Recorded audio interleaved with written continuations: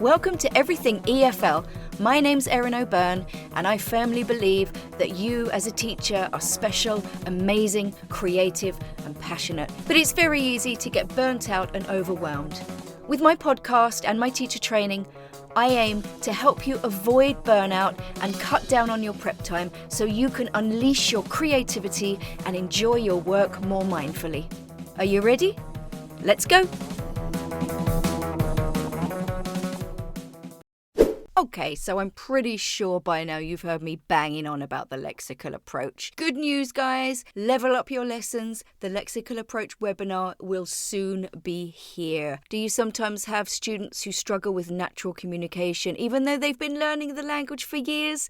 Do your students struggle with speaking confidently, or do you really feel like they're learning the grammar they need to communicate?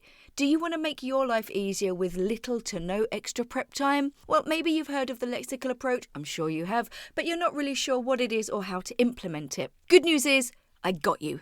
The lexical approach, it's fairly simple. Everything just makes more sense with it. In my webinar, you'll find out what the lexical approach is, how it relates to your students' brains, its benefits, how it can benefit you as well, and I'll throw in a few bonus activities and ways to implement it into your teaching straight away that will not overwhelm you. It will shift your mindset as to how you and your students should look at language. Now, if that sounds like something you're interested in, keep your eyes peeled on social media. Next week, that's Monday the 24th, tickets will go on sale. There'll be a discount for a week, and if you subscribe to my newsletter, you'll get an even bigger discount.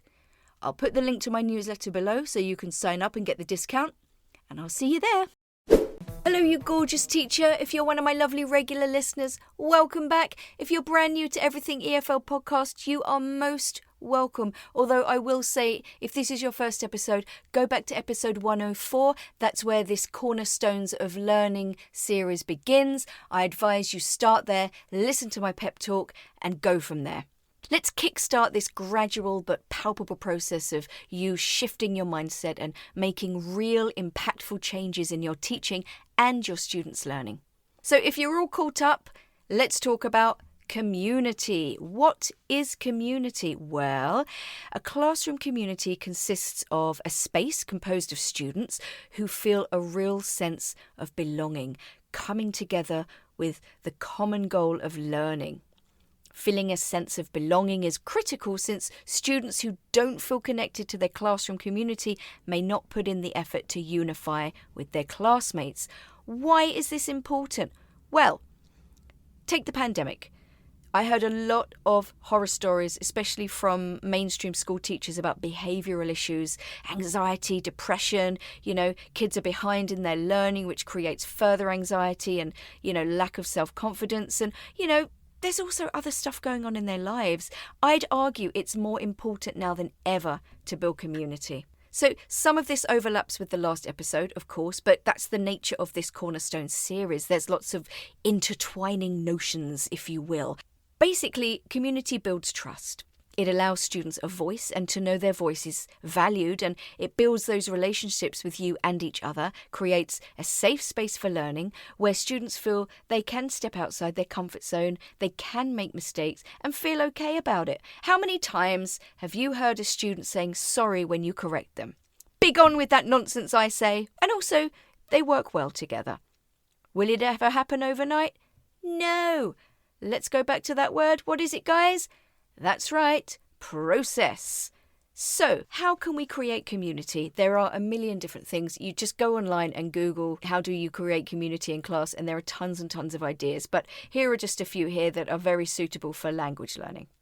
So, I would say the first thing, practice mindfulness. There are endless benefits here. I'll go into that in more detail in a later episode. But just for a few ideas, go back to episode 41, where I speak to Laia Del Barrio, and she has 5 really nice activities for mindfulness to get you going. Also, check out my freebie, Mindful Grammar. The link will be in the show notes, which incorporates mindfulness and the lexical approach. And grammar. What more could you ask for? Also, check out episode 96, Go to Your Happy Place.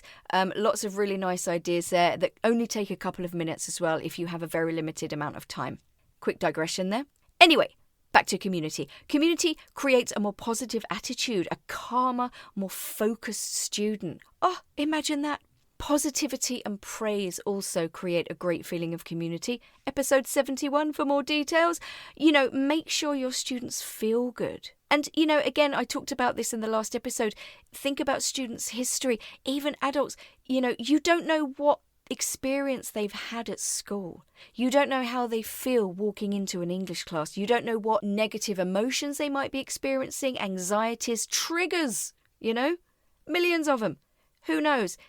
They might dread coming to class, but they might have to learn because of job opportunities. And students and you are facing that particular barrier because they have to learn English. Maybe they're not that motivated. They just have to do it, or they feel they have to do it for more job opportunities. So a sense of community will make the class a much more pleasant and rewarding experience. You want these students to look forward to your lessons, or at the very least, not dread it. Make sure your students get to know each other. We all do those kind of icebreakers, don't we, at the beginning of term or whatever, but these need to be regular. So get your students to share stuff all the time. Like, what's in your bag? Pull something out. Talk about it for 30 seconds. Tell us something you'd like the class to know about you. There are so many things you can do that take just a couple of minutes. If you have a multicultural class, what can your students share about their lives? Cultural diversity, finding common ground, but celebrating those unique things and differences can be just as rewarding as well. Like I always say, everyone loves talking about themselves. Collaboration and problem solving, creating something. Task-based learning is good for this kind of thing. Can you get your students working together to create something or solve a problem? Now, if you're a mainstream teacher and you don't have a lot of time, you can at least do group work. The very minimum, they can check their answers together. They can do role play. Even if they don't always speak English, they're still working together. And that's the main thing. They're forming those connections. So that's just a very basic rundown. Like I said before, I don't want to overwhelm you. So I just kind of want to give you like a little taster. And I am going to give you one little activity idea that I found online that I thought was really nice. And then I'm going to give you your challenge. So here's a nice activity idea. And you can do this in the last 5 minutes of the lesson. So again, if your time is limited, it's fine. Give every student a note card and get them to write 3 or 4 facts about themselves. Then collect them. So that's 5 minutes in one lesson. And the next lesson, pull out a card and read one fact. Now, if someone in the class knows who it is, they can put their hand up. If no one knows, read another fact, crossing them off as you go. Remember, you may pull that card out another time. So if there are 4 facts on the card and the students guess within 1 or 2 facts, you can throw that card back in because you might pull it out and, go again. So this allows you to learn about your students as well. So if somebody writes, they have a pet chinchilla called Charlie, you can ask about him in a future lesson. How's Charlie doing? If you have a large number of students, then you can literally do this every lesson in the last couple of minutes. And it gets students to go out on a little high with a smile on their face as well. Remember, icebreakers like this are great, but they're not just for the start of term. Your classroom community, it needs to be built, it needs to be worked on, it needs to be honed. Think about how you can get your students to share, work together, find common ground, celebrate differences, praise each other, plan things together. It doesn't have to take too long. I can hear you shouting, I don't have time. But look at the example I just gave you. It could be a couple of minutes at the beginning or the end of your lesson. And it can make so much difference. Again, guys, process. So here's your challenge. It's reflection. Ask yourself, do you think that you have a sense of community? And I suppose you can figure this out by asking yourself the next question. Do your students willingly say, I don't know, I don't understand? Do they work well together? Do you know a lot about them? If the answer is no to any of these questions, consider how you can improve that. You could try the activity that I mentioned, or go online and find another one that you think your class will enjoy. There are thousands of really cool ideas out there. Try them. Like I said, they don't have to be super long. They can have a very powerful effect on your classroom community. Dying to know how you're doing with the challenges, guys. Please let me know. Please share this episode or talk to your colleagues. The only thing better than taking each challenge is to have an accountability buddy to do the challenge with. Now imagine that. You can also subscribe to my Breathe Easy Teacher newsletter. Yep, giving it a name. And this also allows you to email me and let me know how you're doing. And also I'll give you a few little, teachy tips or some advice in every letter as well. I'll let you know what's going on. If you like my style, keep an eye out because I will be putting out a webinar about the lexical approach very soon, which again is another mindset shift. I'm all about them. There'll be lots of light bulb moments and it's just pure common bloody sense. Do you know what? I was toying with the idea of calling my newsletter Common Bloody Sense, but I decided against it and went for the very friendly Breathe Easy Teacher. Am I making a mistake? Also, guys, with my newsletter, you might get a juicy discount on said webinar when I've decided on a date. Just saying.